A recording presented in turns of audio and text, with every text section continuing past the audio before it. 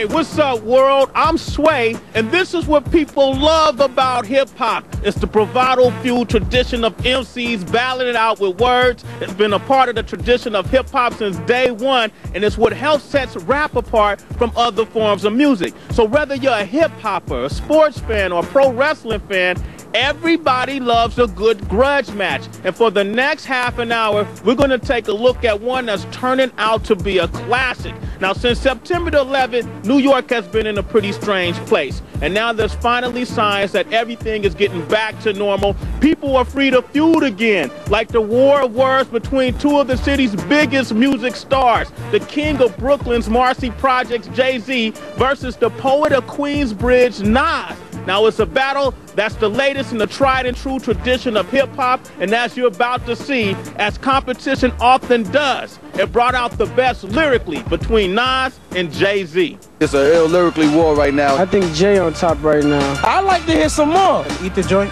He straight killed Jay-Z on that one.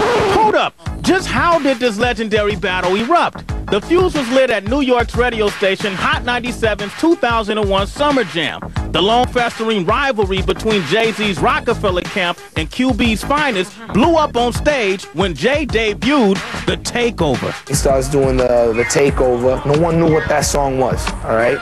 He does the first verse, The Takeover. You hear the background, the little Jim Morrison Doors sample. Come on! Everyone's like, okay, but they're listening to him. I don't care if you more people, I hope you cruise. You little I got money stacks bigger than you. He had the verse that dissed Prodigy, so he said that verse and tried to clown him, and the crowd loved it. But then at the end of the line, he goes, ask Nas, he don't want it with Hov. Ask Nas, he don't want it with Hov.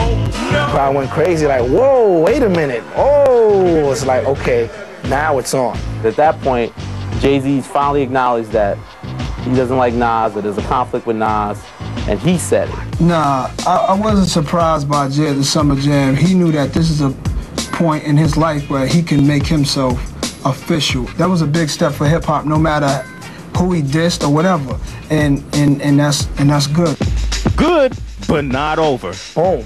About 3 weeks later, Nas drops a beautiful freestyle called Stillmatic. With the release of Stillmatic on mixtapes, Nas took his argument back to the streets. H to the Izzo, M to the Izzo, pushes on you phony, the rapper version of Cisco. When Jay did the Summer Jam, you know, everybody's in the streets is like, yo, I know you're gonna get at him, so I got at him with the freestyle joint. Your fake rhymes and no times I never took place, you liar. Was your first court case, you had no prize. I'm sorry, it was that small, but he touched the nerve. Although it was a stinging track, Stillmatic failed to create a buzz.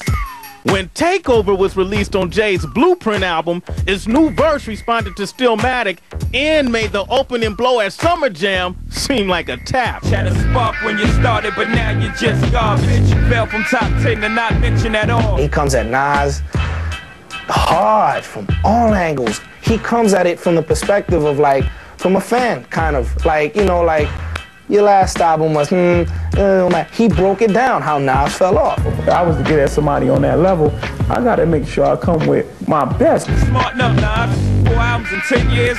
I could divide, that's one that be, let's say 2. 2 of them was due. One was Nas, the other was Illmatic. That's a one hot album every 10-year average, and that's so. I'm not being lazy with it. I'm not playing around with it. I'm gonna do my research and I'm gonna come back with something real serious, you know what I'm saying? And it's gonna be hot. I'm sorry, but anyone that heard that knew that it was like, oh, that's it, it's a wrap, Nas is out of here. In the very beginning, when I heard Takeover, I personally didn't think Nas could come back.